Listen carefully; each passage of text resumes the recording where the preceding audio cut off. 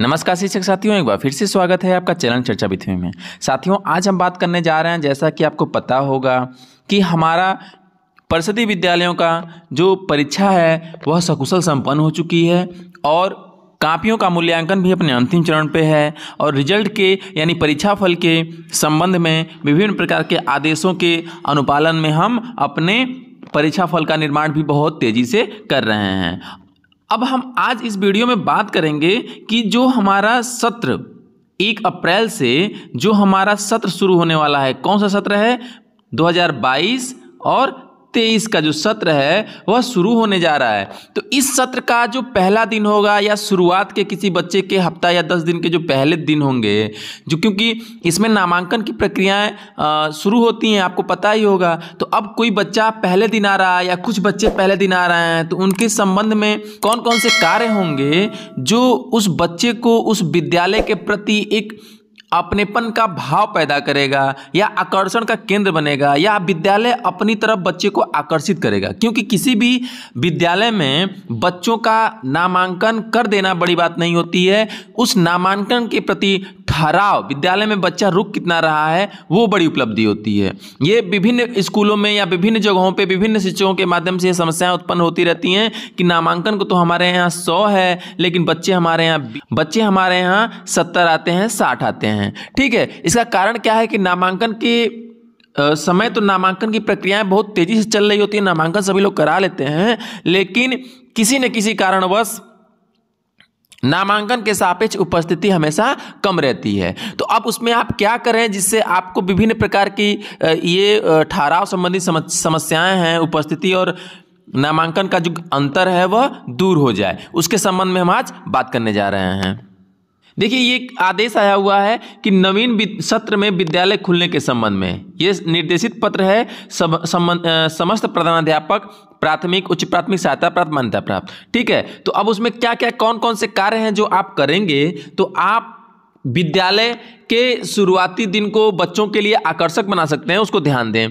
कह रहा है कि उपयुक्त विषयक आप समस्त को निर्देशित किया जाता है कि 1 अप्रैल 2022 को नया सत्र प्रारंभ हो रहा है। उसके दृष्टिगत निम्नलिखित पहलुओं को ध्यान में रखते हुए विद्यालय में पठन पाठन का कार्य किया जाए। अब उसमें पहला बिंदु क्या है, बच्चों के प्रथम आगमन पर विद्यालय में बैलून लगाकर तथा ताली बजाकर उनका स्वागत किया जाए। अब बच्चा पहले दिन विद्यालय आ रहा है, ये हो सकता है कि कोई बच्चा 1 को भी पहले आ रहा हो, 2 को, 3 को, 4 को, मतलब नामांकन के दिन के बाद उसका जो पहला दिन होगा उस पर ये निर्भर करता है कि उसका पहला दिन कौन सा होगा।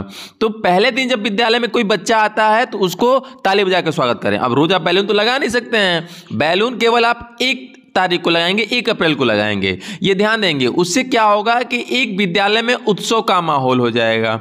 ठीक है, विद्यालय में क्या होगा, उत्सव का माहौल होगा। और आप ये ध्यान देंगे कि विद्यालय में जब बच्चा पहले दिन आता है, पहली बार आता है, तो उससे आपका अपनापन का स्तर ऐसा हो कि बच्चा आपसे विद्यालय में आने के बाद डरने की बजाय आपसे मित्रवत हो जाए। ठीक है, क्योंकि होता क्या है कि बच्चा या कोई भी व्यक्ति जब किसी भी नए शख्स के पास जाता है तो उससे थोड़ा असहज रहता है। ठीक है, लेकिन यदि आप उस बच्चे से मित्रवत हो जाएंगे तो वह पहला डर उसके अंदर खत्म हो जाएगा कि जो विद्यालय के शिक्षक हैं उनसे मुझे डरना नहीं है, एक डर ये खत्म हो जाएगा। और जहाँ तक रही बात विभिन्न कक्षाओं के बच्चों से, तो बच्चे एक दूसरे से बहुत तेजी से जुड़ जाते हैं, घुल मिल जाते हैं। दिक्कत होती है बच्चों को किसी अध्यापक या अन्य बड़े से जुड़ने में। ठीक है, तो उससे भी आप एक तरह से बच्चे की तरह ट्रीट करते हुए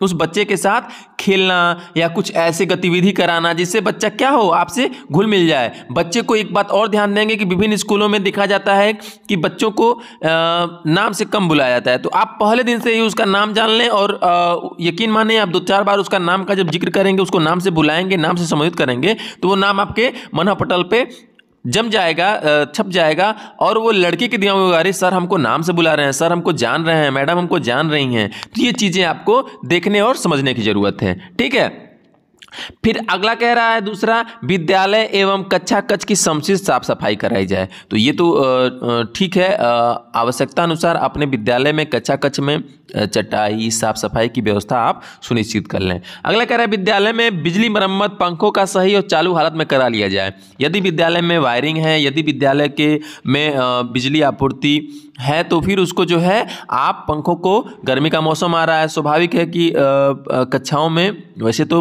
बेसिक के परिषदीय विद्यालयों की कक्षाएं हवादार होते हैं, लेकिन फिर भी आप उसको अगर पंखा है तो समुचित हालत में उसको करा लें। उसको मरम्मत की आवश्यकता है तो छोटे मोटे मरम्मत की तो उसको करा लें। ठीक है। आगे कह रहा है कोविड के दृष्टिगत विद्यालय में हैंड वॉश, मास्क, सैनिटाइजर की उपलब्धता सुनिश्चित कर ली जाए। जैसे आपको पता होगा कि कोविड के दौर से हमारा परिषदीय विद्यालय भी अछूता नहीं रहा है। बहुत लंबे समय तक सभी लोगों की भांति विद्यालय भी कुछ ज़्यादा ही प्रभावित रहा है। ज़्यादा का मतलब ये था कि लंबे समय तक बंद रहा है और बच्चों को ये कहीं ना कहीं पता हो चुका है कि हमारा जो कोविड है, हमारा विद्यालय है जो उसका कोविड की वजह से बहुत लंबे समय से बंद रहा है। तो पठन पाठन भी बंद रहा है। इसमें विभिन्न प्रकार के आदेश और निर्देश के क्रम में हमने उसका अनुपालन करते हुए विद्यालय बंद रखा। परीक्षाएं संपादित हो चुकी हैं, केवल वार्षिक हुई हैं। लेकिन उसके अलावा कोविड के प्रति अभी भी कहीं ना कहीं जागरूकता फैलाने की ज़रूरत है, क्योंकि विभिन्न अगर न्यूज़ में देखें तो यहाँ कुछ देशों में अभी भी एक नया वेरिएंट उभर के आ रहा है। तो एक सावधानी हमको अपनी बरतते रहने की ज़रूरत है। और सावधानी के क्रम में कोविड का जो है उसमें सैनिटाइजर हो गया, मास्क हो गया और हैंड वॉश यानी कि हाथ धुलने की व्यवस्था भी करते रहनी चाहिए। जैसे अगर बच्चों को एमडीएम खिलाने से पहले सभी बच्चों को हैंड वॉश या साबुन से ज़रूर हाथ धुलवा के ही उसको खाने के लिए प्रेरित करें, कहें। इसी प्रकार से उसको घर पे भी ऐसे उसको समझाएं कि देखो खाने से पहले हमेशा हमको समय समय पे हाथ धुलते रहना चाहिए, जो कोरोना के दृष्टिकोण से तो महत्वपूर्ण है ही, इसके अलावा भी अन्य दृष्टिकोण से भी यह बहुत महत्वपूर्ण है। ठीक है। आगे कह रहा है कि विद्यालय परिसर में पेयजल की व्यवस्था सुनिश्चित करा लिया जाए।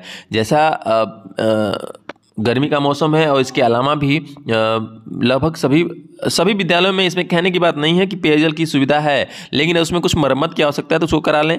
जैसे अब एक चीज़ और देखें कि हैंडपंप के पास जो है जल का ठहराव ना हो, ये ध्यान देने वाली चीज़ है। ठीक है। तो उसको आगे बढ़ने की व्यवस्था आप जो है ये भी सुनिश्चित करा लें। अगर हैंडपंप या उसमें मरम्मत की ज़रूरत है तो उस मरम्मत को भी करवा लें।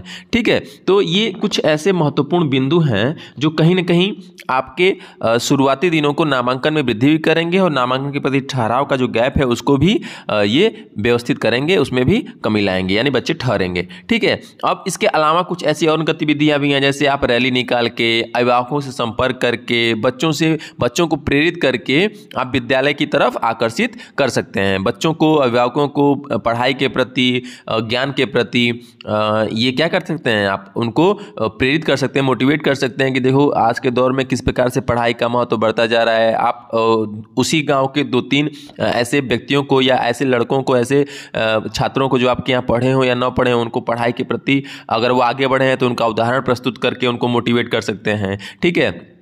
और ये भी ध्यान देंगे कि शुरुआत में ही आप जो है बहुत ज़्यादा उनको वर्कलोड न देना शुरू कर दें। कहीं ना कहीं उनको गतिविधियों के प्रति, खेल के साथ गतिविधि और अन्य जो है कहानियाँ या अन्य संगीतमय के प्रोग्राम कराते हुए उनको पहले शुरुआती दौर में पढ़ाई से एकाएक न जोड़ते हुए पहले आप खुद एक दूसरे से जुड़ जाएं, विद्यालय से जुड़ जाएं, उसके बाद धीरे धीरे पढ़ाई की तरफ उसको जो है जोड़ें। ठीक है। क्योंकि बच्चा जब शुरू में नया परिवेश विद्यालय का रहेगा तो विद्यालय में जब अपने आप को सहज मानने लगेगा, बच्चों के साथ सहज हो जाएगा, आपके साथ सहज हो जाएगा, तो पढ़ाई के साथ भी सहज हो ही जाएगा। ठीक है। तो एक चरणबद्ध तरीके से आप अपने विद्यालय कार्य को या अपने पठन पाठन को शुरुआत करें। ठीक है। मिलते हैं अगले वीडियो में, तब तक के लिए नमस्कार शिक्षक साथियों।